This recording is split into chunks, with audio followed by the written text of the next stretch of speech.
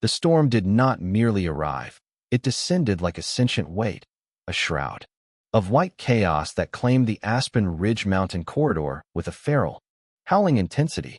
By 6 o'clock on that Friday evening, service had abandoned its cautious advisories, upgrading the situation to a full-scale blizzard warning. The wind, channeled through the jagged peaks of the Rockies, shrieked like something that had been imprisoned beneath the ice all winter and had finally found the strength to break free. Outside, visibility was a myth. Inside the Whitmore Grand, the most expensive and secluded resort in 3 states, the world was a different reality entirely. It was a cathedral of timber, stone, and glass, designed to make the super-wealthy feel as though they had conquered nature itself. Behind the towering lobby doors, which had been sealed tight against the gale, the air was heavy with the scent of expensive cedar and the faint, citrusy trail of high-end cleaning products. A massive crystal chandelier, weighing more than a mid-sized car, swayed almost imperceptibly as the wind hammered against the reinforced glass.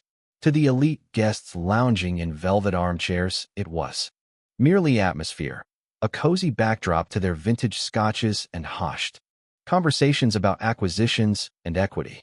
Landon Hayes noticed the swaying chandelier immediately. He stood at the far end of the mezzanine bar, his fingers curled around a glass of whiskey he had barely touched. He wasn't looking at the luxury. He was watching the windows flex. He knew the structural limits of glass and steel. He knew how HVAC systems struggled when the external temperature dropped 30 degrees in an hour. He knew these things because he lived in the world of mechanics and hard truths, not the world of swan-folded napkins and 17-word cocktail descriptions. "You're doing it again," Marcus Chin said, leaning against the mahogany bar. Beside him, Marcus was Landon's co-worker and the closest thing he had to a brother. It was Marcus who had staged the intervention, booking this weekend as a surprise for Landon's 32nd birthday. "You're analyzing the ventilation instead of enjoying the scotch. Drink up, man. It cost more than my first car." Landon managed a small, tired smile. "I don't belong here, Marcus. We both know it." "For years, Landon," Marcus said, his voice dropping the playful edge. For years, you've done nothing but work and be a dad. You've earned one night where you aren't the guy fixing the pipes. Just for tonight, be the guy who gets his whiskey served on a silver coaster." Landon looked down at his glass. He was wearing the one decent blazer he owned, a dark navy wool piece he'd bought 3 years ago for a job interview he hadn't really wanted.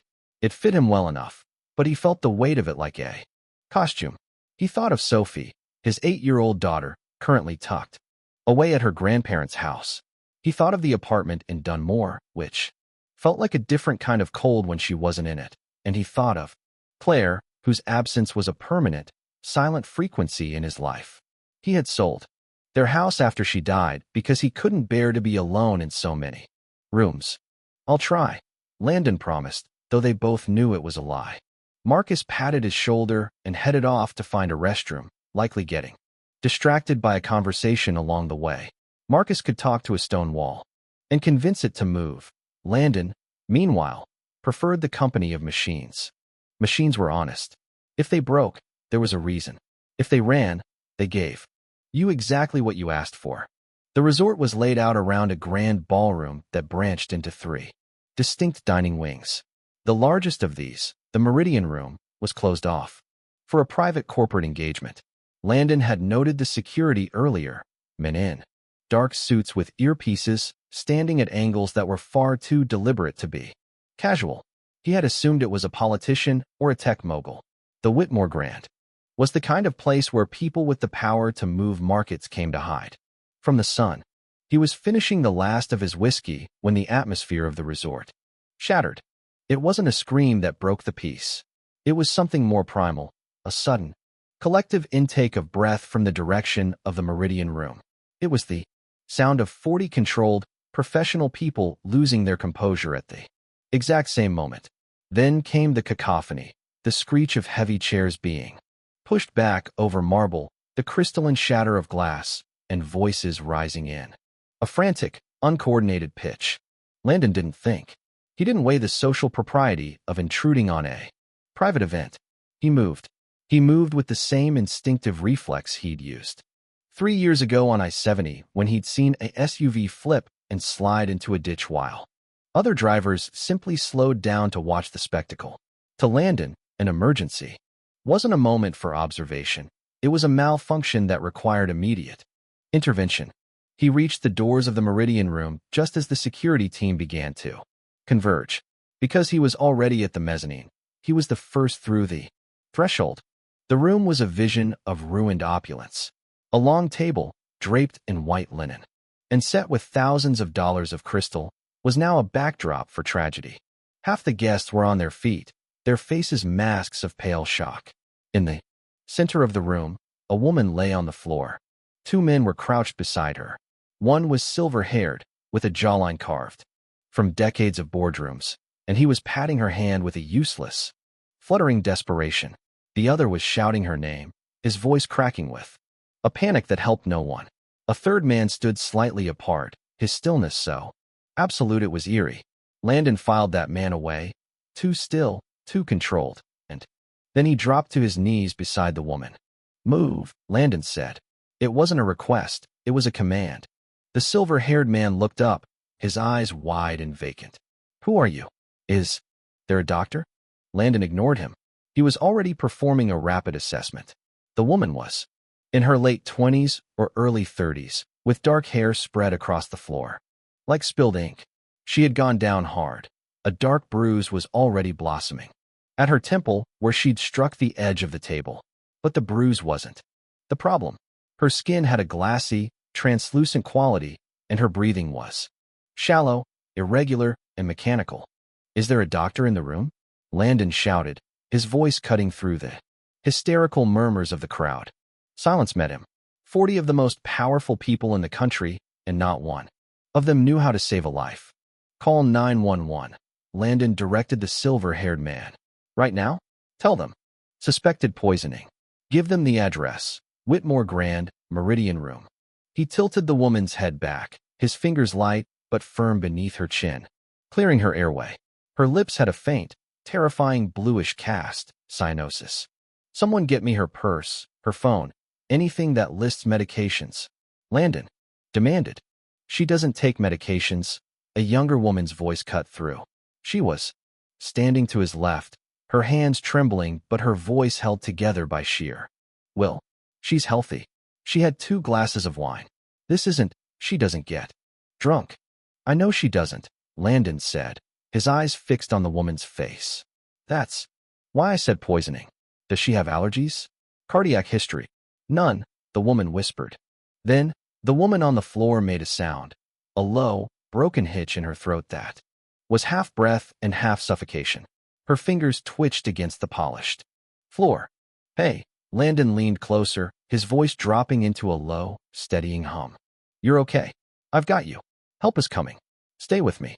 Her eyes rolled slightly upward, unfocused and clouded. Landon stayed there, his hand on her pulse, his mind counting the seconds, acting as the anchor she needed while her body fought an invisible war. He didn't see the security team finally push through the crowd. He didn't see the hotel doctor arrive with a medical kit minutes later. He only saw the woman and the fragile rhythm of her life beneath his fingertips. When the paramedics finally burst through the doors, Landon stood back. He gave them a concise, clinical report. Found unconscious, shallow respirations. Cyanotic lips, suspected ingestion. No known allergies. Head trauma from the fall. He watched them load her onto the stretcher. Her color was beginning to return, the blue tint fading as her system began to process whatever had sidelined it. She was conscious now, her eyes tracking the movement of the paramedics, though she was still far from alert. As the chaos began to reorganize itself around the medical team, Landon felt a sudden, crushing weight of exhaustion. He didn't want the questions that would follow. He didn't want the gratitude of people who lived in a different world. Then he did. He looked around for Marcus, didn't see him, and realized he'd left his navy blazer draped over the chair at the bar. He didn't go back for it. He walked out of the Meridian room, took the elevator to the 9th floor, and entered his darkened hotel room. He sat on the edge of the bed, his hands finally beginning to shake. He pulled out his phone and called Sophie. "Dad?" Her small voice answered, thick with sleep. "Hey, sophomore. Just calling to say goodnight. I love you." "Love you too, Dad. Is the hotel fancy?" Landon looked at the luxury he was surrounded by, the high thread count sheets, the gold leaf accents, and thought of the woman on the floor. "It's just a building, sophomore. Go back to sleep." He checked out at dawn. The storm had passed, leaving behind a world buried in a deceptive, sparkling peace. He drove home through the mountain passes, the heater in his truck humming a familiar tune. He didn't listen to the radio. He didn't check the news. He found out who she was on Sunday morning. Recovering after medical emergency in Aspen. Landon stared at the photo. It was her, the woman from the floor. Ariana Sterling, the founder of a $40 billion software empire, a woman whose face graced the covers of magazines he only saw in dentist waiting rooms. She was one of the most powerful people in the country, and he had spent 15 minutes on his knees beside her, telling her it was going to be okay. He turned off his phone and looked at the cracked linoleum of his kitchen floor.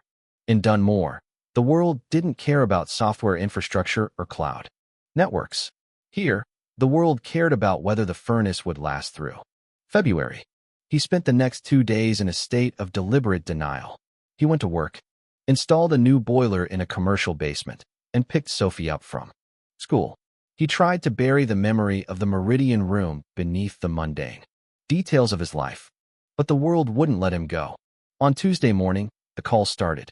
First from numbers he didn't recognize, then from a reporter at a national outlet who left a voicemail mentioning the anonymous hero of the Whitmore Grand. Someone had talked. A waiter, a security guard, perhaps even the hotel doctor. Then came the knock on his door on Thursday evening. Landon opened it to find a woman in her 40s, dressed in a charcoal suit that probably cost more than his truck. She had the sharp, weary eyes of someone who spent her life managing the impossible. "Mr. Hayes?" she asked. "I'm not interested in an interview," Landon said, reaching for the door. "I'm not a reporter," the woman said, her voice calm and professional. "My name is Diana Chow. I am the chief of staff for Ariana Sterling. Miss Sterling would like to speak with you." She held out an envelope. Landon didn't take it. "How did you find me?" "Ms. Sterling employs people who are very good at finding things," Diana said. "But she wanted me to tell you, and I am quoting directly, I'm not going to make this weird." Landon looked at the envelope, then at the hallway of his aging apartment building. The carpet was frayed, the air smelled of his neighbor's cabbage, and his daughter was in the living room watching a cartoon about a talking dog. "It's already weird," Landon said. "She just wants to say thank you, Mr. Hayes." In her own way.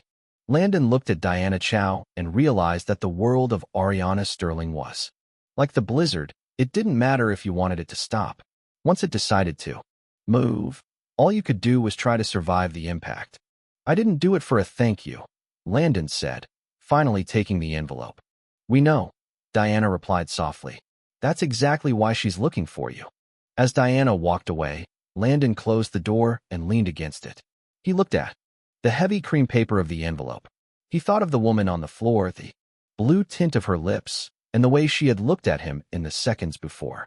The paramedics took her, like he was the only thing in the world that made sense. He hadn't realized it then, but the blizzard wasn't over.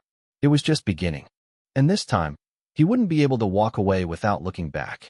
The envelope sat on Landon's scarred wooden kitchen table for 2 full days, looking entirely out of place against the backdrop of unpaid utility bills, Sophie's half-finished drawings of prehistoric marine life, and a stray Lego brick shaped like a shark.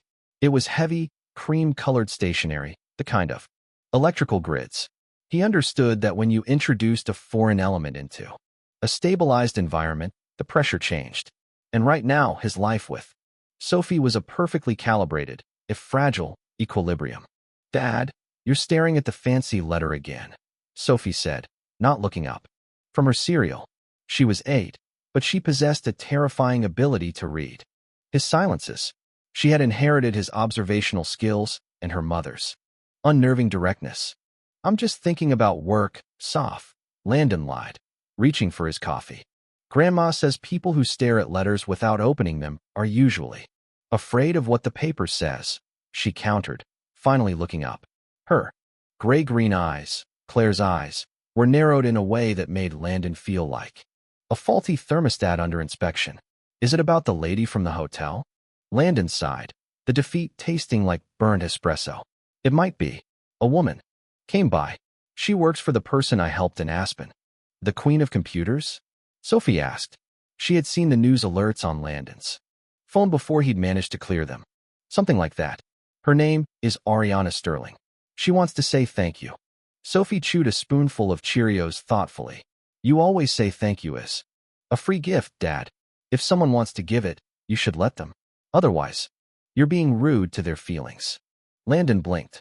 The logic was impeccable and infuriatingly simple. I'm not trying to be rude, sophomore. I don't want things to get complicated. It's already complicated, she pointed out, gesturing to the envelope. The letter is here. It's taking up space. If you read it, maybe it goes away. Landon looked at the shark Lego, then at his daughter. He picked up the envelope. He used a butter knife to slit the top, moving with the same precision he used to bleed a radiator. Inside was a single sheet of paper. There was no corporate letterhead, just a small, embossed as at the top. The handwriting was sharp, elegant, and hurried. Mr. Hayes, I'm told you left your jacket behind in the blizzard. My chief of staff has it. Though I suspect you left it as a way to ensure you weren't followed. It didn't work. I don't like owing people, and I especially don't like not knowing the name of the man who saved my life while everyone else stood still. I'm not looking for a photo op or a press release. I just want 20 minutes of your time. Coffee.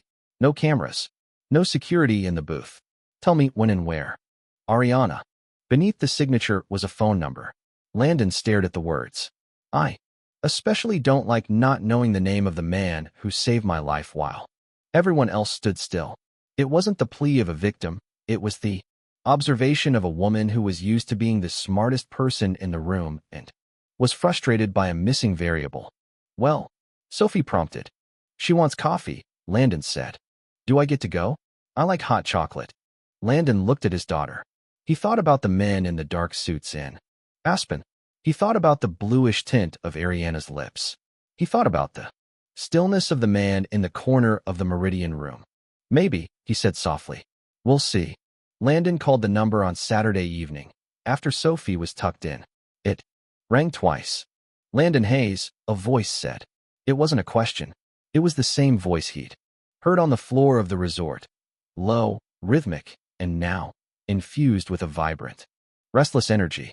Ms. Sterling, Landon replied, standing by his kitchen window, looking down at the rainy streets of Dunmore. Ariana, she corrected. Ms. Sterling is the woman who gets poisoned at dinner parties. I'm trying to retire her for the weekend. Landon felt a strange, involuntary pull in his chest. I got your letter. You're very persistent. It's a character flaw, she said. He could hear the faint sound of wind on her end. She was likely on a high balcony, looking out over the city. And you're very elusive. You walked out into a blizzard without a coat. That's either incredibly brave or incredibly stupid, Landon. I had somewhere to be, he said. Everyone has somewhere to be. Most people prefer to get there without hypothermia. Why did you leave before the paramedics could even get your name? Landon leaned his forehead against the cool glass of the window. Because the emergency was over. My part was done. I don't need to be part of the aftermath. The aftermath is where the truth lives, Ariana said, her voice dropping in octave. I'd like to show you that truth. Meet me on Tuesday, Dunmore Park. There's a coffee shop on the corner called the Roasted Bean. It's 15 minutes from your apartment. Landon went still. You know where I live. I know the HVAC company you work for. I know your daughter's school. I know.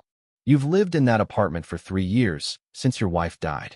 She paused, and for the first time, the confidence in her voice faltered.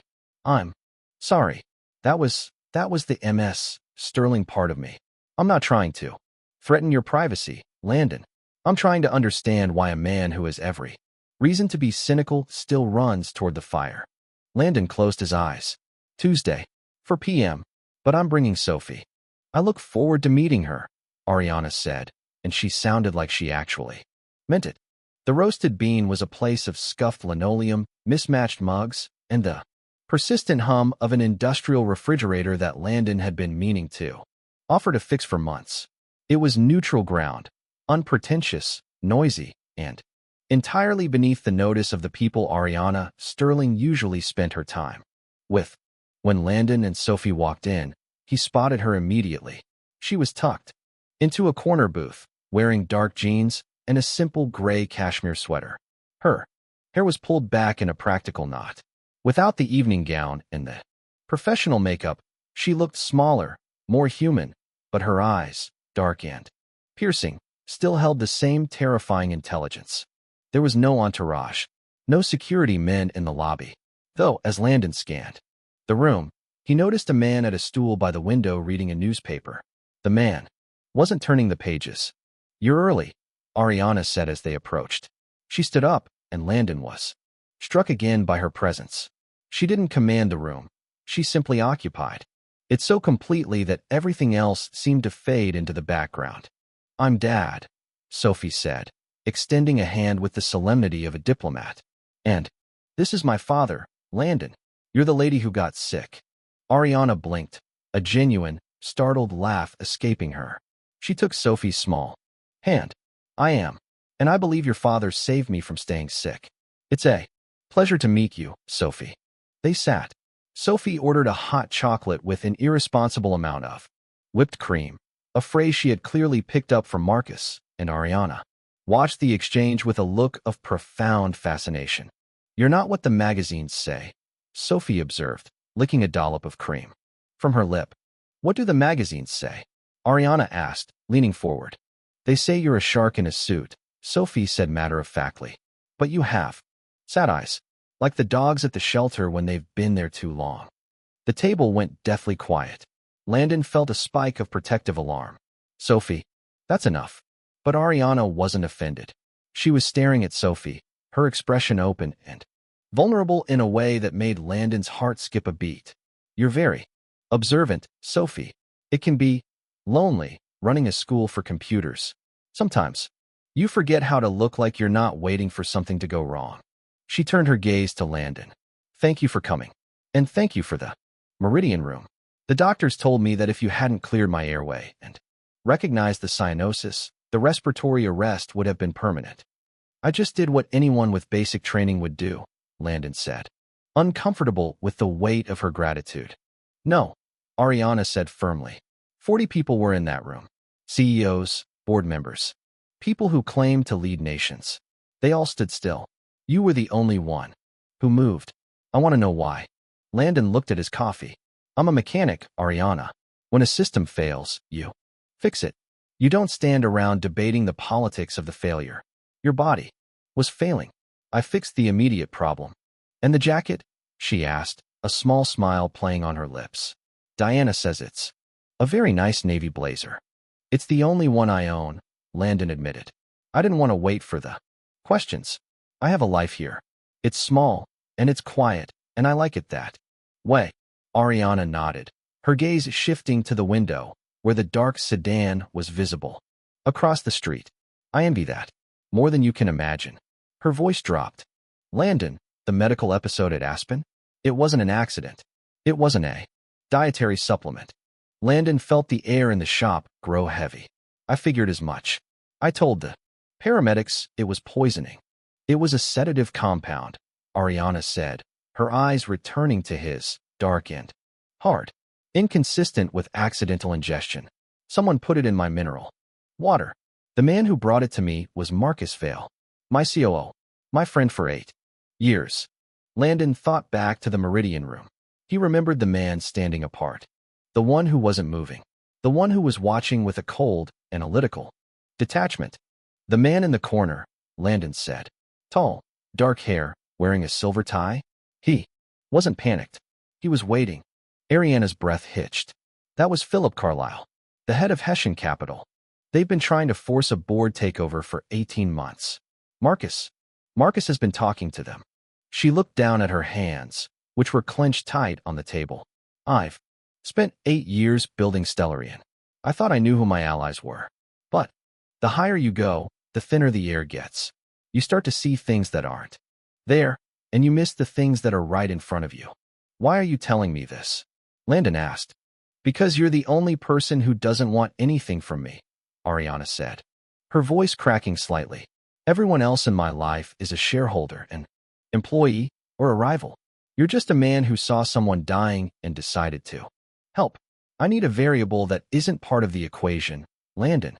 I need someone who notices the man in the corner. Before Landon could respond, his phone buzzed on the table. It was a text from Marcus Chin. Hey man, don't go home yet. There's a car outside your building. Dark sedan. Same one from the news. Someone's looking for you. Landon looked at the phone, then at Ariana. The piece of the coffee shop was gone, replaced by the encroaching shadows of a world he wasn't prepared for. They're following me, Landon said, his voice low. Ariana didn't look surprised. She looked angry, a cold, shimmering fury that seemed to radiate from her skin. Garrett, she said, raising her voice slightly. The man with the newspaper stood up immediately. He was at the table in 3 strides. They've moved on the residence, Garrett said, his voice a gravelly monotone. We need to move. Now. Ariana stood up. She looked at Sophie, then at Landon. I am so sorry. I tried to keep this separate. I truly did. Where are we going? Sophie asked, her eyes wide but her voice remarkably steady. To my house, Ariana said. It's the only place I can guarantee you'll be safe. While we unmask the people behind this. Landon looked at his daughter, then at the woman who had brought a storm into his quiet life. He realized then that he couldn't go back. The system had failed, the pressure was rising, and for the first time in 4 years, Landon Hayes was stepping into the fire. Ariana's penthouse was less of a home and more of a fortress made of glass and chrome. It sat atop a spire that overlooked the entire city, a sprawling monument to her success and her isolation. As they stepped out of the private elevator, Sophie gasped, running toward the floor-to-ceiling windows that revealed the twinkling carpet of the metropolis below. It's like being in a spaceship, Sophie whispered. It feels that way sometimes, Ariana said, her eyes following the girl. She turned to Landon. Garrett is bringing your truck to the secure garage. Diana is arranging for a few days of supplies. You can stay in the guest wing. It's partitioned from the main living area. Landon stood in the center of the vast, minimalist living room. It was beautiful, expensive, and utterly cold. You don't have to do this, Ariana. We can go to a hotel. I can take her to my sister's. They know who you are, Landon, Ariana said, walking toward a sleek black desk, covered in monitors. If they're willing to poison a CEO in a room full of witnesses, they won't hesitate to use a bystander to get what they want. Carlisle doesn't leave loose ends. You saw him. That makes you a loose end. She sat down and began typing, her fingers moving with a blurred, hypnotic speed. The monitors came to life, scrolling through lines of code, financial spreadsheets, and high-resolution security footage. I've been running an internal audit for 48 hours, she said, not looking up. The poisoning was a distraction, a way to get me out of the office, so they could access the secondary authentication servers. Marcus Vale didn't just try to kill me. He tried to steal the keys to the kingdom. Landon walked over, standing behind her. He saw a document titled Post Sterling Restructure. It was a detailed plan for the dismemberment of her company, drafted by Hessian Capital and signed off by Marcus Vale. He sold you out, Landon said quietly. He sold us all out, Ariana replied, her voice tight. He's been funneling proprietary code to a shell company in the Caymans for 6 months. He was waiting for the Aspen trip to finalize the transfer. If I had died, the board would have appointed him interim CEO, and the merger would have been a formality. She stopped typing and looked up at him. The sad eyes Sophie had mentioned were gone, replaced by a crystalline, predatory focus. I'm going to ruin him. Landon, I'm going to take everything he's ever touched and turn it to ash. But I need to get to the board meeting on Friday. I need to present this evidence before they can vote me out. What do you need me for? Landon asked. Ariana stood up and walked to the window, her reflection ghost-like against the city lights. I have security. I have lawyers. I have data. But I don't have Anyone I can trust to look at the world and see what's actually happening. Garrett is great at threats, but he doesn't see people. He sees targets. You. You see the swaying chandelier. You see the man in the corner. She turned back to him. Stay? Not as a bodyguard. Not as an employee. Just stay as the man who noticed. Landon looked across the room at Sophie, who had fallen asleep on a massive, white velvet sofa, her small form looking tiny against the backdrop of the Empire. He thought about the dark sedan outside his apartment. He thought about Marcus Chun, who was probably still watching the street. Okay, Landon said. I'll stay. The next 3 days were a descent into a world Landon didn't understand. The penthouse became a war room. Diana Chow arrived with a team of forensic accountants who worked in hushed tones in the dining room. Garrett prowled the perimeter, his eyes never leaving the monitors. Ariana barely slept, fueled by black coffee and a relentless, burning drive to protect her life's work. Landon found himself in a strange limbo. He wasn't part of the technical team, and he wasn't a guest. He spent his time with Sophie, exploring the vast library, and teaching her how to play chess on a glass set that cost more than his truck. But at night, when the penthouse grew quiet and the accountants went home, he found himself drawn to the kitchen. And that's where he found Ariana, at 2 a.m., staring at a glass of water she hadn't touched. You should sleep, Landon said, leaning against the marble island. Ariana didn't look up. I can't. Every time I close my eyes, I see Marcus, bringing me that glass in Aspen. I see him smiling. He told me I looked tired. He told me to drink up. Betrayal isn't a logic problem, Ariana, Landon said softly. You can't solve it by staying awake. She looked up at him, her face pale in the soft glow of the under cabinet lighting. How do you do it? How do you keep going after everything you lost? Landon looked at his hands, scarred and calloused from years of hard labor. For a long time I didn't. After Claire died, I stopped. I did the bare minimum to keep Sophie fed. I was a ghost in my own life. What changed? Sophie, he said simply. She looked at me one day and asked if I was ever going to come back from the moon. I realized that she was losing both of us, her mother to the grave and her father to the grief. So I started fixing things. I started with a leaky faucet, then a broken heater. Then I fixed myself one piece at a time. He walked closer, standing on the other side of the island. You're trying to fix the whole company at once. Maybe you just need to fix the next 10 minutes. Ariana reached out, her fingers brushing the back of his hand. Her skin was cold, trembling. I'm scared, Landon. For the first time in my life, I don't see the path forward. I'm standing on the edge of a cliff, and the person who was supposed to be holding the rope is the one who pushed me. Landon turned his hand over, catching her fingers in his. You're not alone on the cliff. You have Garrett. You have Diana. And you have the guy who doesn't like fancy napkins. Ariana laughed, a small, broken sound. She leaned her forehead against his chest. And for a moment, the CEO of Stellarian Technologies was just a woman trying to find her footing in a world that had turned upside down. Landon held her, the silence of the penthouse wrapping around them like a shield. Tomorrow is the board meeting, she whispered. I know, Landon said, and I'll be right there. The morning of the board meeting arrived with a cold, gray light that seemed to leach the color from the city. Ariana was back in her armor, a sharp navy suit.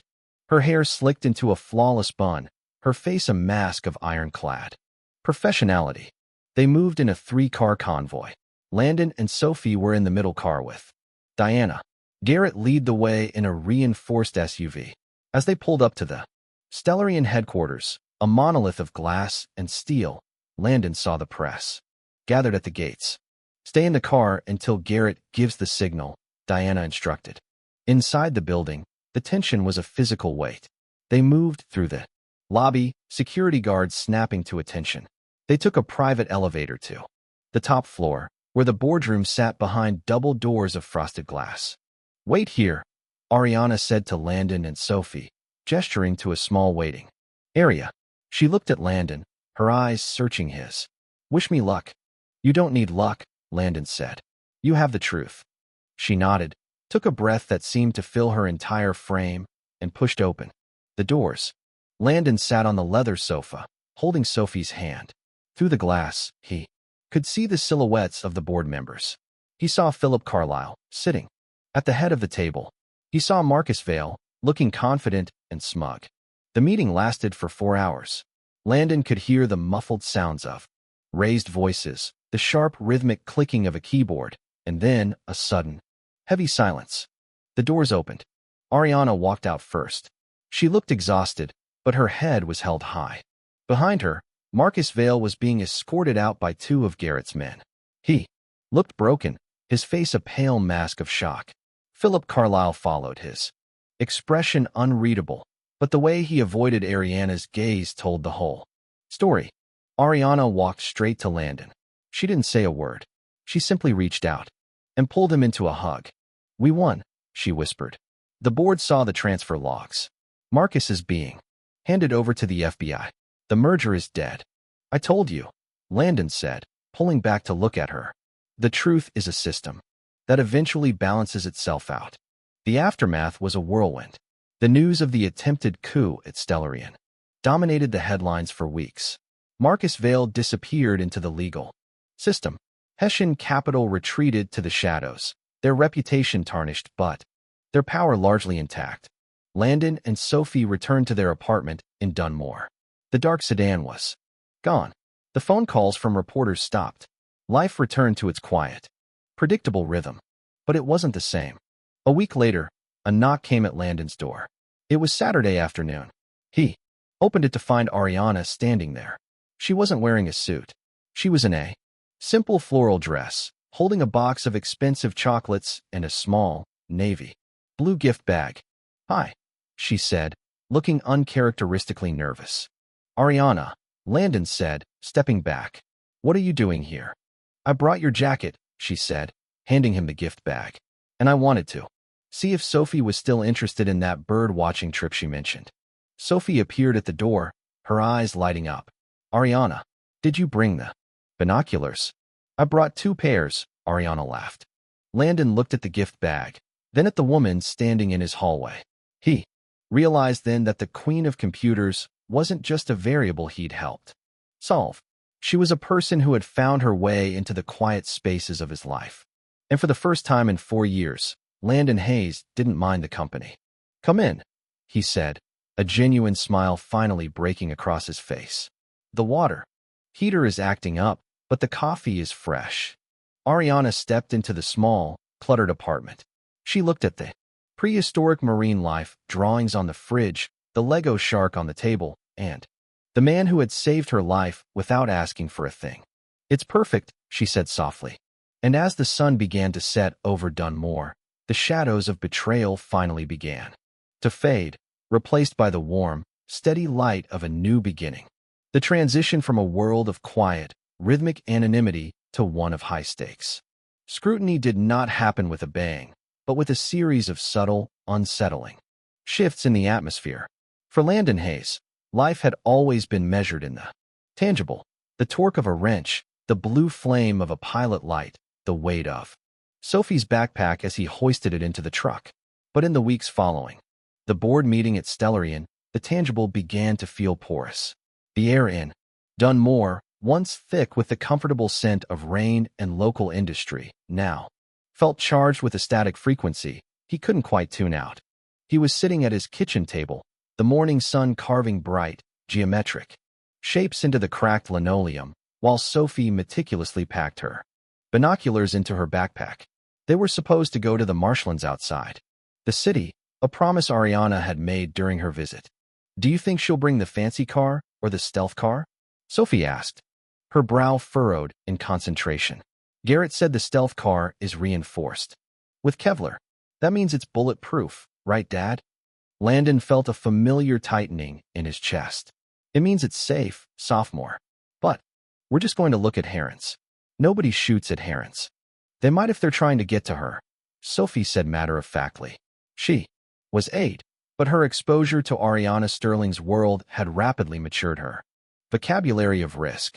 Landon watched her, a sudden, fierce pang of regret echoing in his mind. He had spent 4 years building a fortress of normalcy around her, a world where the Biggest threat was a failing grade in long division or a scraped knee.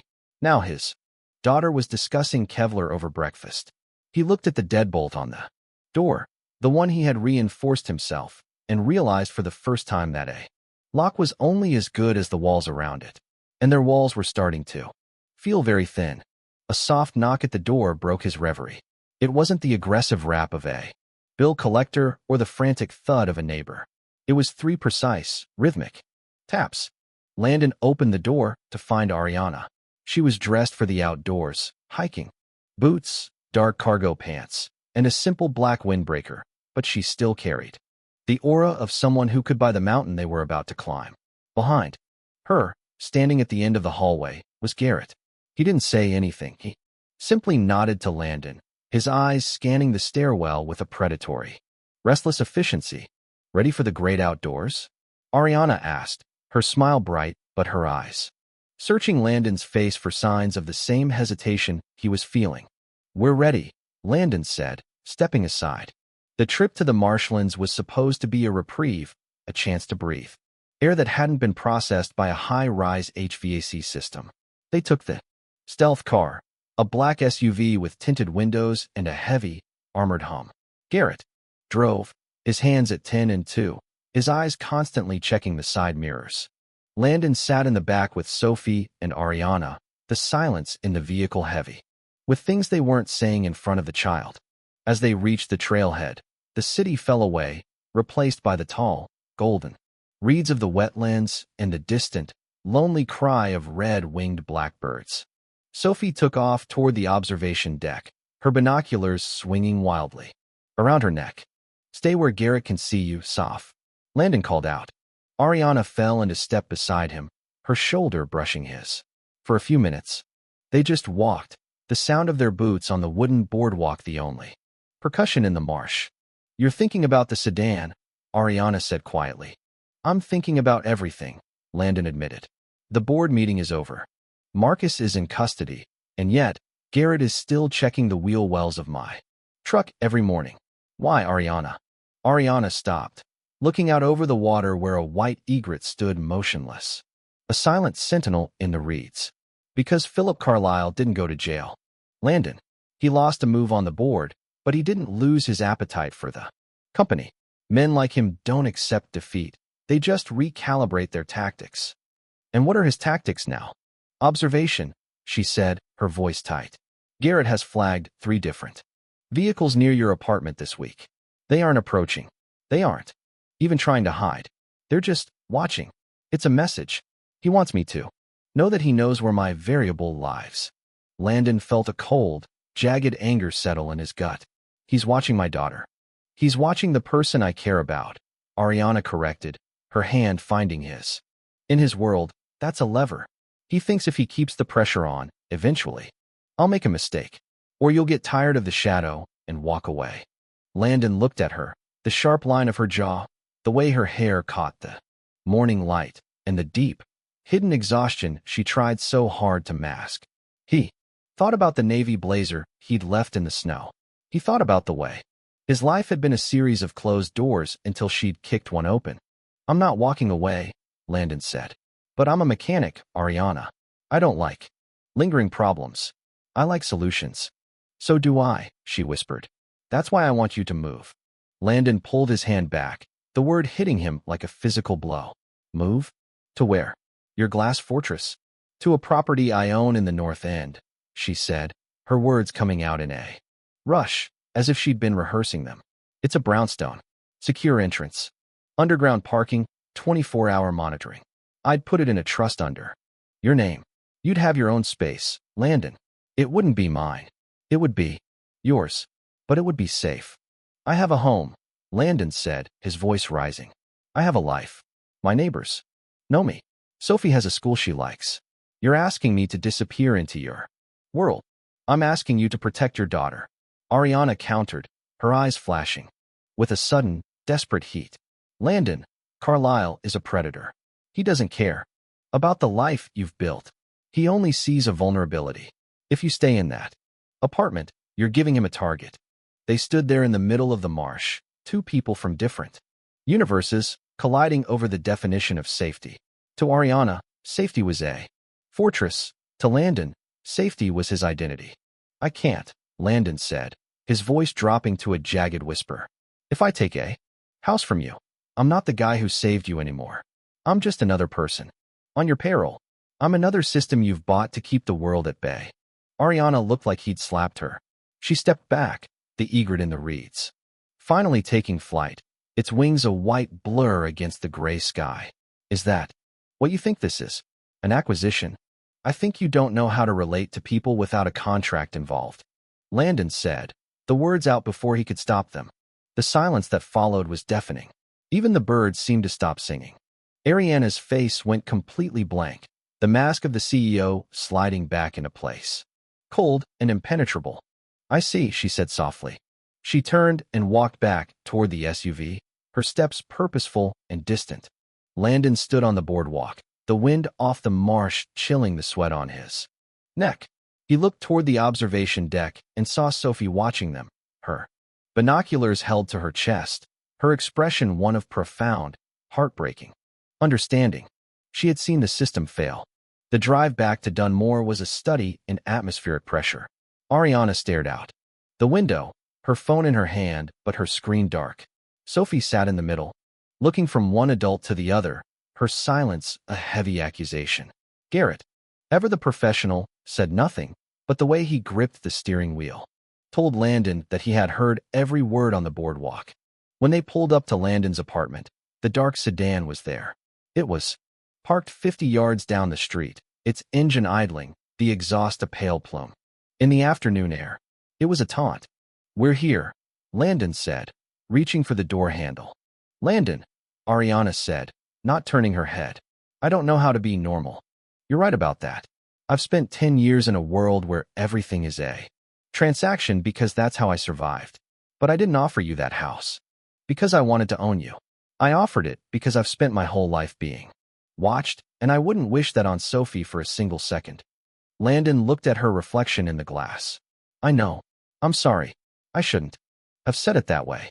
But you meant it, she said. She finally turned to look at him, her eyes tired and dry. Be careful, Landon. Please. He got out of the car, Sophie following him closely. They stood on the sidewalk. As the SUV pulled away, its armored frame looking like a beast retreating into the woods. Dad, Sophie asked as they climbed the stairs to their fourth-floor walk-up. Yes, off. Are we the innocent? Landon stopped at the landing, his keys in his hand. What do you mean? The book I was reading. It said the hardest people to protect are the innocent, because they don't know how to hide. She looked up at him, her gray-green eyes reflecting the dim light of the hallway. I don't want to hide, Dad. But I don't want to be a lever either. Landon knelt down, pulling her into a hug. He felt the smallness of her, the fragility of the life he was trying so hard to preserve. You aren't a lever. Sophomore, you're my daughter, and nobody is going to use you for anything. But as he unlocked the door and stepped into the apartment, the familiar space felt different. The scuffed floors, the mismatched furniture, the smell of old coffee. It all felt like a stage set that was being watched from the wings. He went to the window and looked down. The sedan was still there. The next 3 days were a masterclass in psychological warfare. Landon went to work, but he found himself checking his mirrors every 3 blocks. He installed a new furnace in a warehouse, but he spent half the time looking at the security cameras. He picked Sophie up from school, and for the first time, he didn't let her walk the 20 yards from the gate to the truck alone. He met her at the door, his hand on her shoulder, his eyes scanning the parents in the parking lot. He was being watched. He could feel it, a prickly sensation on the back of his neck, a shadow that moved just out of his peripheral vision. On Wednesday night, the phone rang. It wasn't Ariana. It was Marcus Chun. Landon, listen to me carefully, Marcus said, his voice frantic. I'm at the shop. Someone broke in tonight. They didn't take any tools. They didn't take the cash box. Landon's grip tightened on the receiver. What did they take, Marcus? They went through your locker. They took your personnel file, your tax forms. And Landon, they took the spare set of keys to your truck. The room seemed to tilt. The watch was over. The movement had begun. Where are you now? Landon asked. I'm at the police station. But Landon, the guy who did it, we have him on the shop's grainy CCTV. He wasn't some street thug. He was wearing a suit. He looked like he was heading to a board meeting. Landon hung up the phone and looked at Sophie, who was sitting on the floor, working on a jigsaw puzzle. He realized then that he had been wrong. He had thought that by staying in his world, he was keeping them safe. But his world had no defenses against a man like Philip Carlyle. Carlyle didn't play by the rules of mechanics or hard truths. He played by the rules of total destruction. Landon walked to the closet and pulled out a heavy duffel bag. "Soph," he said, his voice steady but low. "Pack your binoculars. And your favorite books. We're going on a trip." "To the spaceship house?" she asked, looking up. "No," Landon said, thinking of the Ms. Sterling part of Ariana. "To the fortress." He didn't call Ariana. He called Garrett. 30 minutes later, the SUV was idling at the curb. Landon didn't look at the dark sedan as they hurried down the stairs. He didn't look at his neighbors' windows. He just put Sophie in the back seat and climbed in beside her. "Where to, Mr. Hayes?" Garrett asked, his eyes meeting Landon's in the rearview mirror. There was a flicker of something that might have been respect in the man's gaze. "The North End," Landon said. "The brownstone." Garrett nodded and pulled away from the curb. The sedan followed immediately. But Garrett didn't try to lose them. He drove with a calm, deliberate pace, leading the shadow exactly where he wanted it to go. They arrived at the brownstone at midnight. It was a beautiful, discreet building with a wrought iron gate and a heavy oak door. As the SUV pulled into the underground garage, the gate hissed shut behind them, a solid barrier of steel and stone. Ariana was waiting in the lobby. She looked like she hadn't slept in days. She was wearing a silk robe over a nightgown, her hair loose and messy. When she saw Landon and Sophie, she let out a breath that sounded like a sob. "Landon," she whispered. "They went to the shop," Landon said, walking toward her. "They took my keys. They took my life on paper." Ariana closed her eyes, leaning her head against his shoulder. "I'm so sorry. I'm so sorry." "Don't be," Landon said, his arms wrapping around her. "I was trying to fix a system that was already broken. You were just trying to tell me the truth." He looked over her shoulder at Garrett, who was standing by the elevator. "Is it secure?" "It's a tomb, sir," Garrett said. "Nobody gets in here unless I say so." Sophie walked over, taking Ariana's hand. "Do you have hot chocolate here? The good kind with the irresponsible whipped cream?" Ariana laughed, the sound wet and shaky. "I have a professional-grade machine. Sophie, we can make enough whipped cream to bury the city." The brownstone was different from the penthouse. It felt like a home. The walls were lined with books, the furniture was soft and worn in, and the kitchen was designed for actual cooking. Landon spent the first 24 hours in a state of hypervigilance, checking every window and testing every lock. But as the second day turned into the third, he felt the tension begin to leach out of his bones. For the first time in years, he didn't have to be the only safety net. Ariana stayed with them.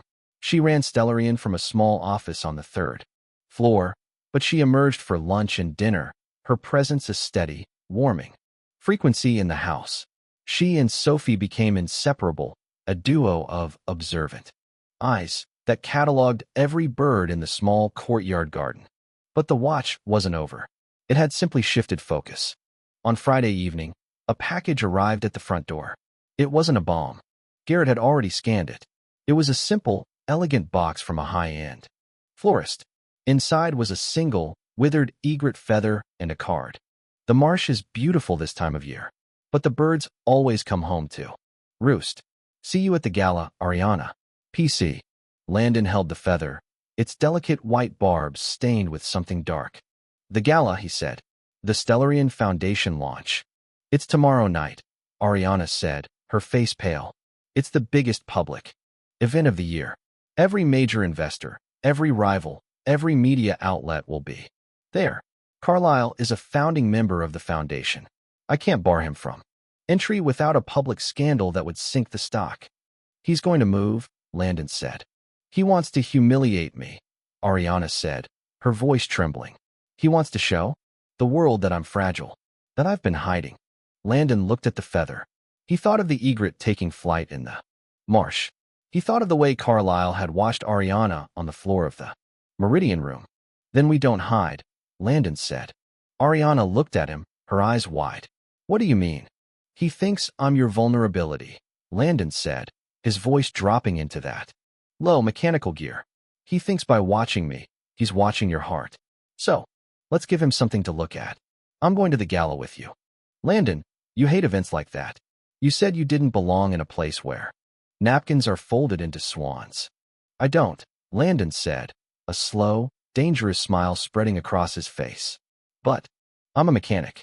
And sometimes, to fix a system, you have to get inside the machine. He turned to Garrett, who was standing in the doorway. Do we have a suit that fits me? Garrett grinned, a rare, terrifying sight. I think we can find a blazer that's an upgrade from the Navy one, sir. The night of the Stellarian Foundation Gala was a spectacle of light and ego. The grand ballroom of the city's opera house had been transformed into a garden of glass and orchids. 500 of the most powerful people in the world milled about, their voices a low hum of ambition and calculated charm. Ariana arrived in a gown of shimmering silver, her hair an architectural masterpiece, her diamonds catching the light of 1,000 flashbulbs. She looked every inch the queen of technology. But the room didn't look at her dress. They looked at the man on her arm. Landon Hayes wore a tuxedo that had been tailored to his frame with surgical precision. He didn't look like a mechanic. He looked like a storm in a black tie. He didn't smile for the cameras. He watched the room with the same analytical detachment he used to diagnose a faulty circuit. They're staring, Landon whispered as they moved through the crowd.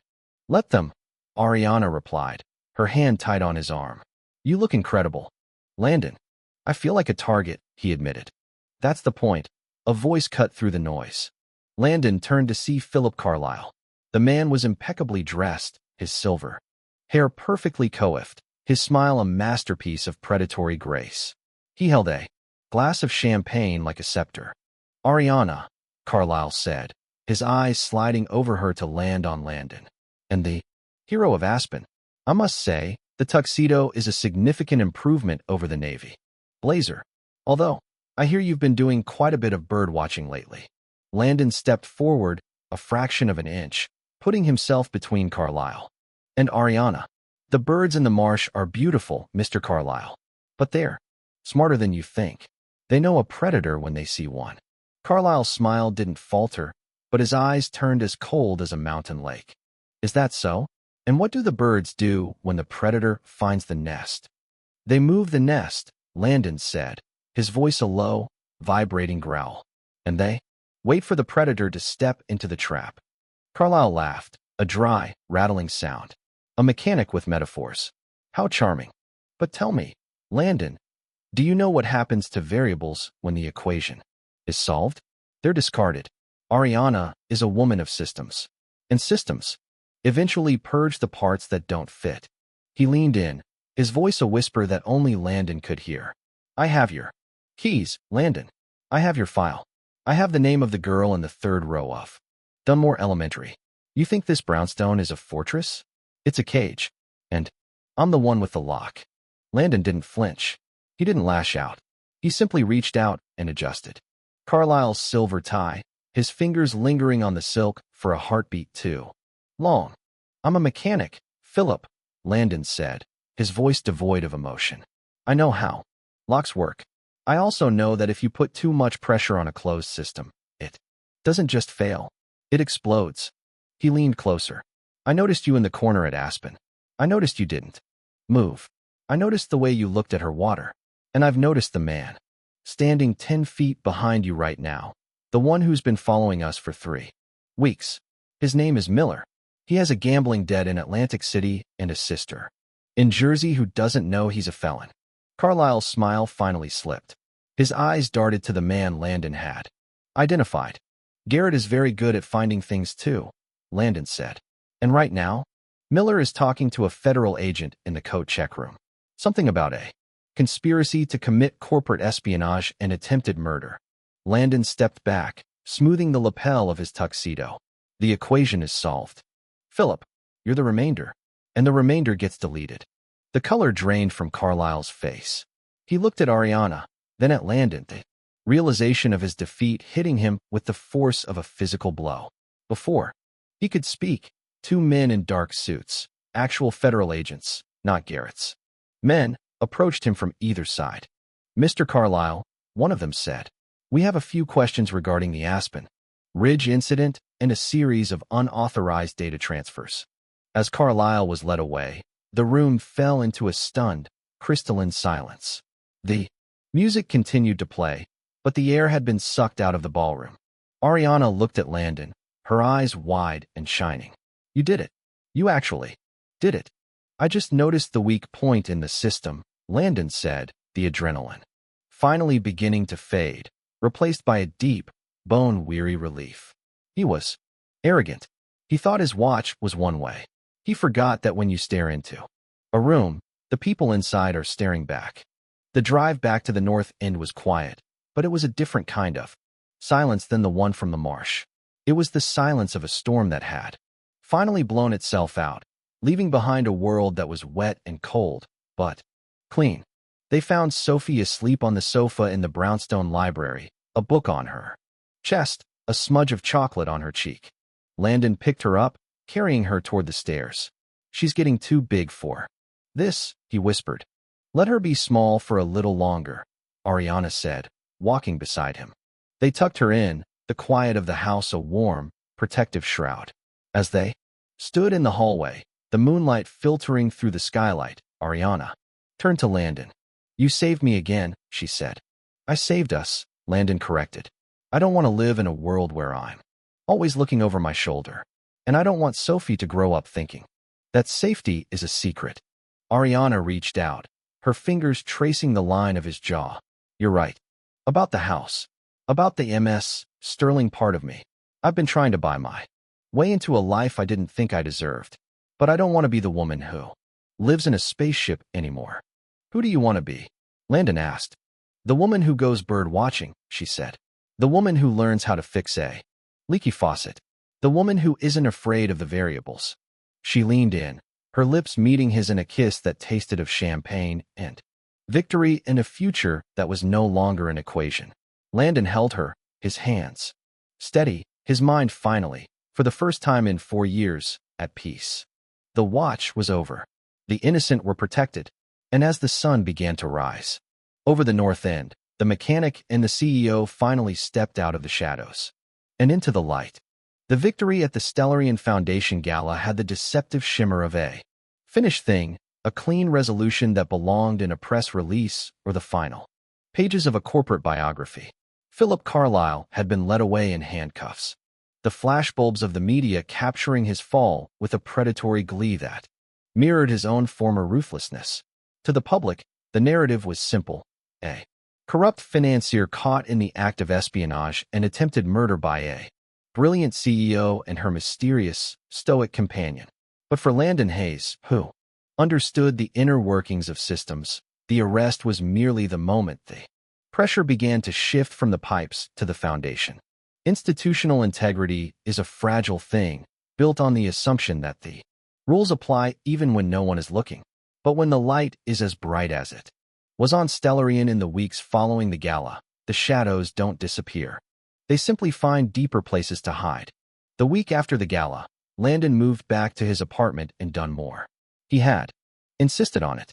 The brownstone in the north end was a sanctuary, but it was also a fortress, and Landon was a man who needed the ground beneath his feet to be his own. Ariana had protested, the fear for Sophie still a jagged edge in her voice, but she had eventually relented when Garrett confirmed that Carlyle's infrastructure had been systematically dismantled by federal authorities. Miller was talking to the FBI. The dark sedan had been impounded, the watch had supposedly been broken. Yet, as Landon stood in his kitchen on a Tuesday morning, listening to the familiar rattle of the water heater, he felt the weight of a different kind of observation. It wasn't the physical surveillance of a predator, it was the suffocating weight of an institution trying to protect itself. The phone rang at 7:30 a.m. It was Diana Chow. "Mr. Hayes, I'm sending a car. The Federal Trade Commission and the Department of Justice have opened a joint inquiry into the Aspen Ridge event and the Subsequent board coup attempt. They want a formal deposition. Today, Landon looked at Sophie, who was eating her oatmeal while reading a book on the history of aviation. I'm not a lawyer, Diana. I'm a mechanic. They don't want a lawyer, Diana said, her voice sounding thinner than usual. They want the witness. Carlisle's legal team has filed a motion to suppress the surveillance evidence. They're claiming entrapment and illegal data acquisition. They're attacking your character, Landon. They're painting you as a drifter with a savior complex who manipulated a traumatized CEO to gain access to corporate secrets. Landon felt a slow, cold anger ignite in his chest. I'm coming. The battleground for institutional integrity wasn't a courtroom. It was a sterile, windowless conference room in the federal building downtown. The air was dry, processed by a ventilation system that Landon could tell was 5 years overdue for a filter change. Across the long mahogany table sat 3 government attorneys and a team of 4 defense lawyers representing Philip Carlyle and the interests of Hessian Capital. Ariana was already there, seated at the far end of the room. She was wearing a charcoal suit that looked like armor, but when Landon walked in, he saw the tension in the way she held her pen. She looked at him, a silent apology in her eyes.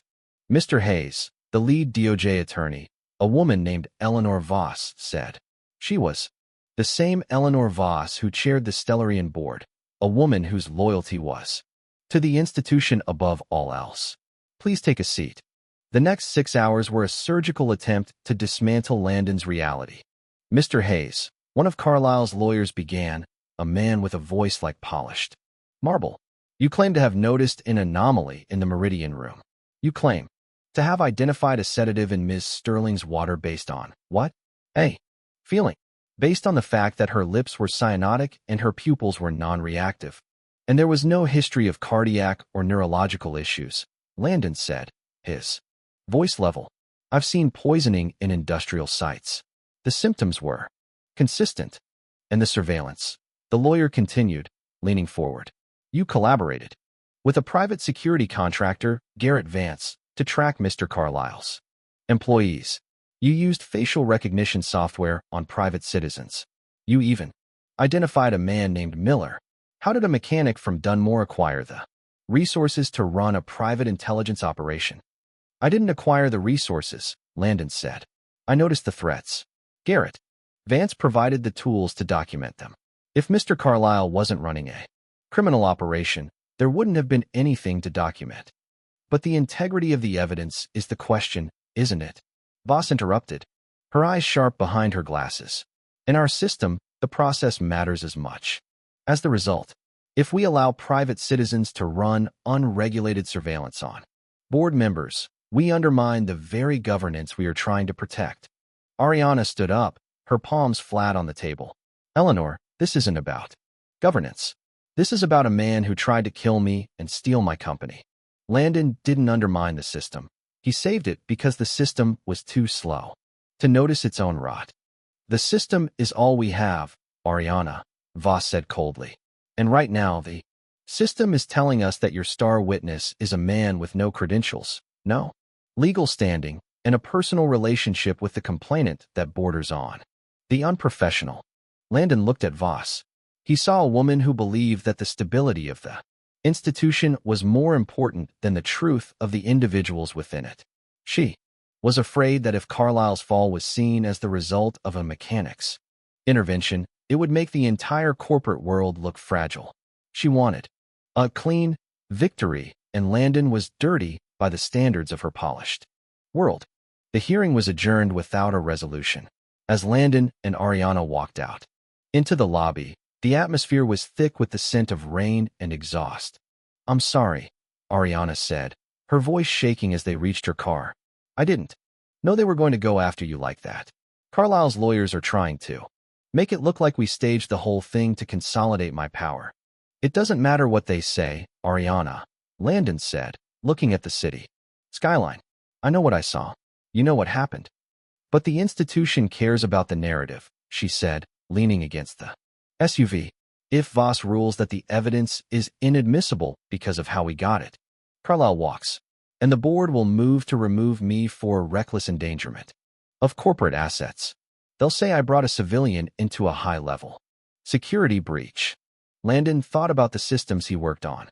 Sometimes you could fix a boiler, but if the foundation of the house was cracked, the heat didn't matter. The institution of Stellarian and the legal world it inhabited was a house with a cracked foundation. It was more concerned with the appearance of integrity than the existence of it. Then we changed the narrative, Landon said. The battle for institutional integrity required a different kind of tool. It didn't require surveillance or data logs. It required a mirror. Landon spent the next 3 days in Dunmore, but he wasn't fixing heaters. He was talking to Garrett. I need everything on Miller, Landon said as they sat in the back of a nondescript diner on the edge of the city. Not the surveillance. The truth. Why? Did he work for Carlyle? What did Carlyle promise him? Garrett pushed a tablet across the table. Miller was a mid-level analyst at Hessian who got caught in a pump-and-dump scheme Carlyle orchestrated 3 years ago. Carlyle kept him out of jail in exchange for special projects. Miller wasn't a soldier. He was a hostage. And the others? Same story, Garrett said. Carlyle didn't hire people. He collected leverage. He built his own institution on the wreckage of other people's lives. Landon looked at the data. He saw the pattern. Carlyle wasn't an anomaly. He was the logical conclusion of a system that valued leverage over loyalty. If Landon could show Eleanor Voss that her stable institution was actually a house of cards built on blackmail, the integrity she was so desperate to protect would demand his removal. But he needed more than data. He needed Miller to speak not to the FBI, but to the board. Landon visited Miller in the federal holding facility. The man looked gray, his expensive suit replaced by a drab jumpsuit that made him look small and discarded. Why should I help you?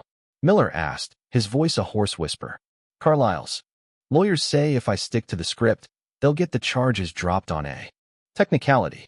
They're going after the mechanic. They're going after the savior. They are, Landon said, leaning forward.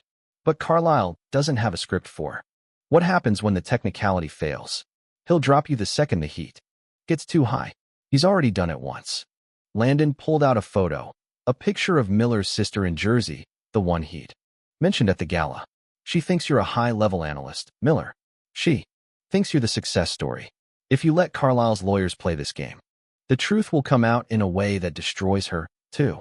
But if you speak the truth now, about the leverage, about the Aspen Ridge orders, you aren't a variable. In a corporate game, you're a man taking his life back. Miller looked at the photo, his hands trembling. Voss won't listen. She only cares about the rules. Then let's show her that the rules were written by the man who broke them. Landon said. The final hearing for the Stellarian Board of Directors was held at the headquarters, the glass and steel reflecting a sky that was a bruised purple. The atmosphere in the room was electric, the board members seated in a semicircle, their faces grim. Eleanor Voss sat in the center, her gavel resting on the table like a weapon.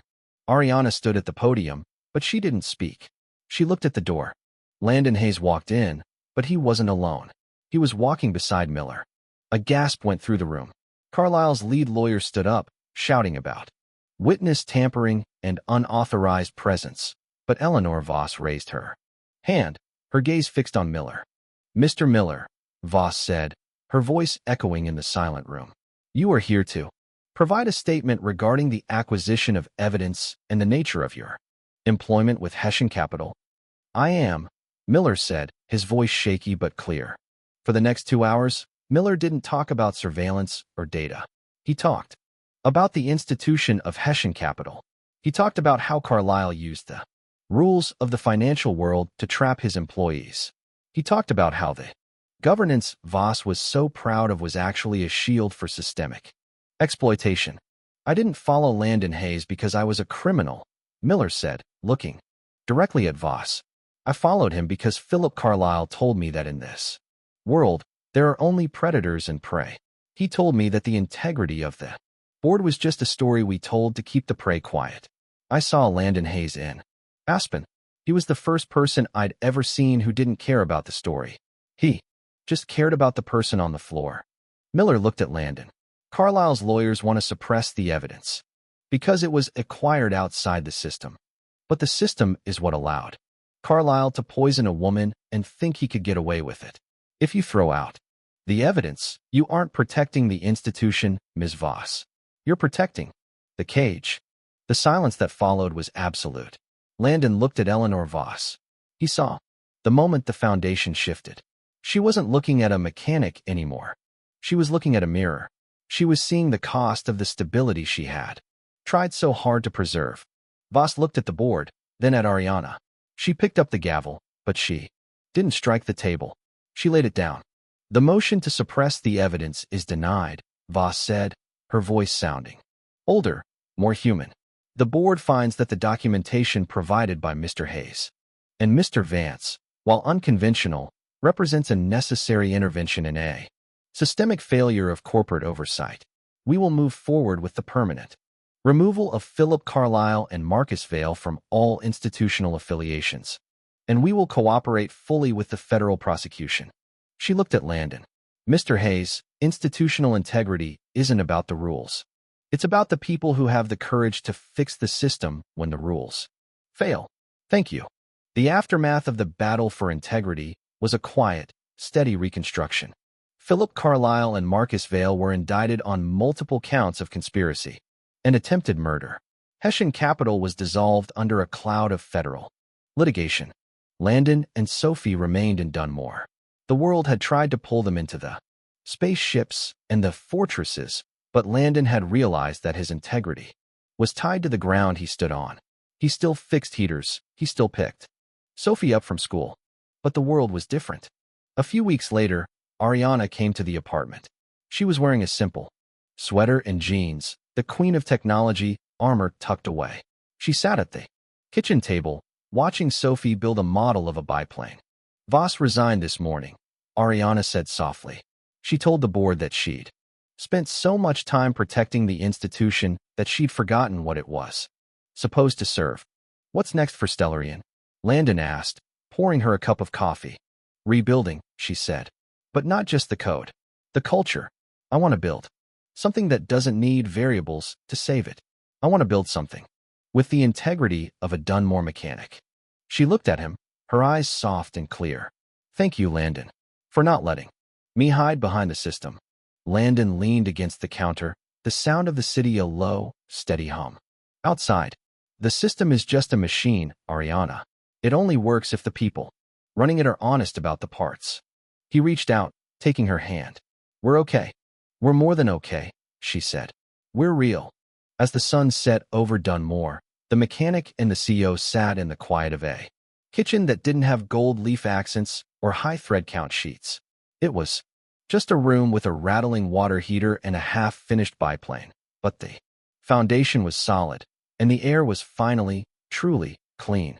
The winter that had nearly claimed Ariana Sterling's life and upended Landon Hayes' carefully constructed solitude did not surrender easily. It lingered in the jagged piles of graying slush along the curbs of Dunmore and in the persistent, bone-deep chill that rattled the windows of Landon's apartment long into March. But as April arrived, the thaw began in earnest. It was a messy, loud, and inevitable process, much like the restructuring of their lives. For Landon, the aftermath was a strange country. The legal battles were largely over. Philip Carlyle was navigating the glacial pace of federal prosecution, and Marcus Vail had vanished into a plea deal that stripped him of his assets but kept him out of the maximum security headlines. The storm had technically passed, yet the landscape it left behind was unrecognizable. Landon sat at his kitchen table, the morning sun finally warm enough to feel through the glass. He was nursing a cup of coffee and watching Sophie.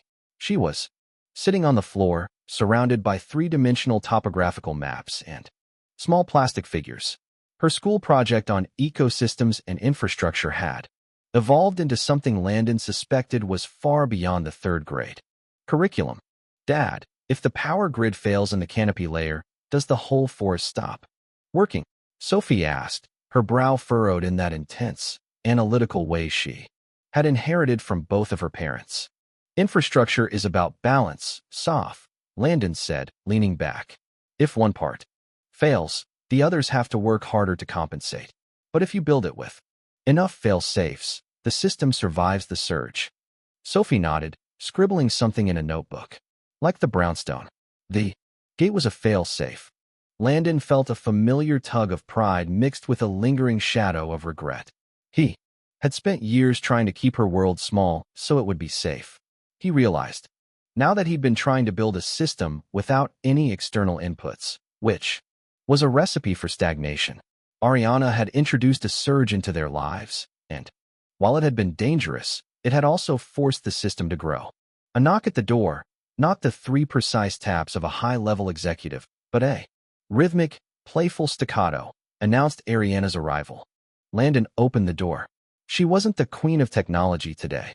She was wearing a soft knit sweater, a pair of worn-in jeans, and her hair was tied back in a messy ponytail. She held a cardboard tray of coffees and a bag of pastries from the bakery 3 blocks over. "I'm late," she said, stepping inside and heading straight for the kitchen. Island. The board meeting went long. "We're officially divesting from the Hessian-linked subsidiaries. It's a bloodbath on the ticker, but the foundation is finally clear." She stopped, looking at Sophie's project. "Is that a hydroelectric dam in the middle of a rainforest?" "It's an integrated resource hub," Sophie said, not looking up. "Dad says systems need to be honest. So I'm making the energy source visible instead of hiding it underground." Ariana caught Landon's eye, a slow, brilliant smile spreading across her face. "Integrated resource hub. I might steal that for the quarterly report." She walked over to Landon, handing him a coffee. For a moment, they just stood there in the quiet of the Dunmore apartment. It was a space that still felt small, still had the rattling water heater and the frayed carpet, but it no longer felt like a hiding place. "You look like you're thinking about HVAC systems," she teased, leaning against him. "I'm thinking about the gala," Landon admitted. "The First Response Foundation. Are you sure about the name? It sounds a bit technical." "It's accurate," Ariana said, her voice turning serious. "The world is full of people who wait for the experts to arrive. The foundation is for the people who are already there. The mechanics, the bystanders, the people who don't have a title but have the instinct to move. It's about giving them the tools so they don't have to rely on luck." She reached out, her fingers tracing the calluses on his hand. "It's about you, Landon, even if your name isn't on the building." The launch of the First Response Foundation was not held at the Opera House or a glass-walled skyscraper. At Landon's suggestion, Ariana had rented a refurbished warehouse in the North End, a space of brick and timber that smelled of sawdust and possibility. The guest list was a tactical blend of the two worlds they now inhabited. There were Stellarian board members in $5,000 suits standing awkwardly next to paramedics, fire chiefs, and HVAC contractors. It was a social experiment in institutional integrity, and as Landon watched the room from the shadows of the mezzanine, his favorite vantage point, he saw the ecosystem beginning to balance itself. Garrett Vance stood by the entrance, looking uncharacteristically relaxed in a suit that didn't look like it was hiding a small armory. Diana Chow was orchestrating the flow of the room with the precision of a master conductor. Landon felt a hand on his arm. He didn't have to look to know it was Ariana. "Eleanor Voss is here," she whispered. "She wants to talk to you. She says she's started a consulting firm for ethical corporate governance. She wants to know if you'd be a civilian advisor for their crisis simulations." Landon let out a short, dry laugh. "Tell her I'm booked. I have a boiler to replace in Dunmore on Monday." "She'll keep asking," Ariana warned. "She's realized that the mechanic's logic is the only thing that actually survives a surge." They walked down to the main floor together. The ceremony was brief. Ariana didn't give a corporate speech. She stood on a small wooden riser and talked about the blizzard. She talked about the feeling of the floor against her back and the sound of a voice telling her to stay. "We spend so much time building fortresses," she told the crowd. "We build wealth, we build walls, we build reputations. But Aspen Ridge taught me that a fortress is just a cage if there's no one outside who knows how to open the door. This foundation is dedicated to the door openers." When the applause died down, the room shifted into the low, steady hum of a Successful event. Landon found himself cornered by a group of paramedics who wanted to discuss the specific technique he'd used to clear Ariana's airway in the Meridian Room. For the first time, he didn't feel like an intruder in her world. He felt like a specialist. As the evening wound down and the high-profile guests retreated to their sedans, Landon and Ariana found themselves on the loading dock behind the warehouse. The April night was cool, the scent of the nearby river cutting through the city's exhaust. "We did it," Ariana said, leaning her head on his shoulder. "You did it," Landon corrected. "I just helped with the blueprints." "Landon," she said, pulling back to look at him. "I've been thinking about the ecosystem, about the integrated resource hub. Sophie's project? The idea behind it. The visible energy. For 4 years, you've been keeping your energy hidden. You've been living as if you were a ghost. But I see you. Sophie sees you. And the world needs to see you too." She took a breath, the vulnerability he had come to cherish shining in her eyes.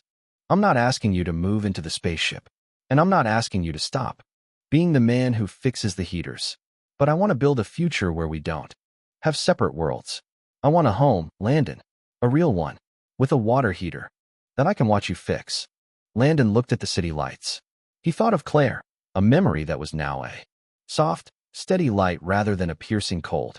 He thought of the navy blazer, which he had finally reclaimed from the hotel and hung in his closet, not as a costume, but as a reminder of the night he chose to live again.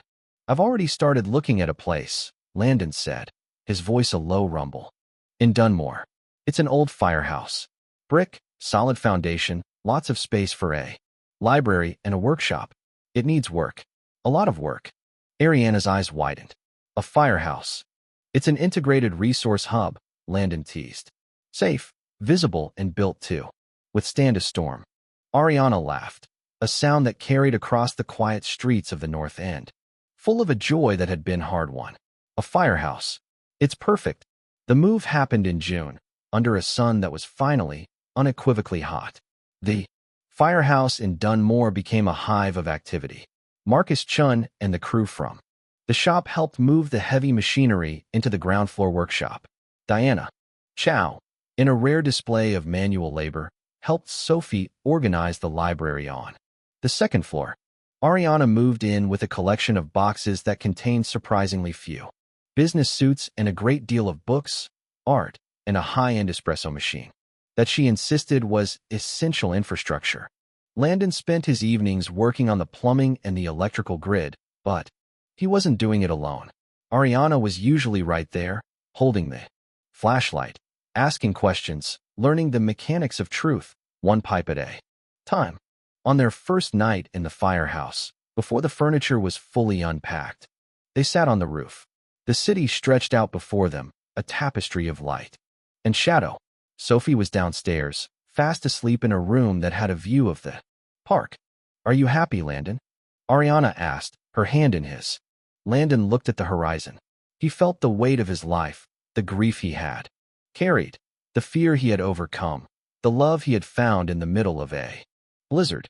It was a heavy weight, but it was a solid one. It was a foundation. "I'm more than happy," Landon said. "I'm present." He turned to her, the woman who had walked into his quiet world and turned it into a battlefield, only to stay and help him build a city. "What about you? Is the air too thick down here in Dunmore?" Ariana leaned into him, closing her eyes as she breathed in the scent of the neighborhood, charcoal grills, blooming linden trees, and the steady, honest hum of people living their lives. "The air is just right," she whispered. "I can finally breathe." The final storm of the year didn't come in the winter. It arrived in late August, a summer tempest that rolled in from the plains, purple clouds bruising the sky, lightning dancing across the glass towers of the financial district. Inside the firehouse, the lights flickered once, then held. Landon was in the workshop, finishing a repair on a neighbor's generator. Sophie was at the sturdy oak table in the kitchen, drawing a diagram of a multi-generational community garden. Ariana walked into the workshop, carrying 2 glasses of lemonade. She stood by the workbench, watching Landon work. Outside, the rain began to lash against the brick, a rhythmic, drumming force. The weather service is calling it a significant weather event, Ariana said, a playful glint in her eyes. Should we seal the doors? Landon set down his wrench and looked at the woman he loved. He looked at the firehouse, a building designed to be a starting point for help, a place that stood firm when the world grew chaotic. Let it rain, Landon said, pulling her into his arms. They stood there in the center of the firehouse, the storm howling outside, the world flickering in the dark. But they weren't afraid. They were mechanics of the heart, builders of integrity, and survivors of the blizzard. The storm was just weather. Their future was the infrastructure. Landon leaned down, his lips meeting hers as the thunder rolled overhead. He thought of the night in Aspen, the snow, and the stranger on the floor. He thought of how far they had traveled to find this quiet, brick-walled peace. He had saved her life, and in doing so, he had found his own. And as the rain washed the dust from the streets of Dunmore, Landon Hayes finally knew that no matter how hard the wind blew, the foundation would hold. Beyond the storm, there was only the light.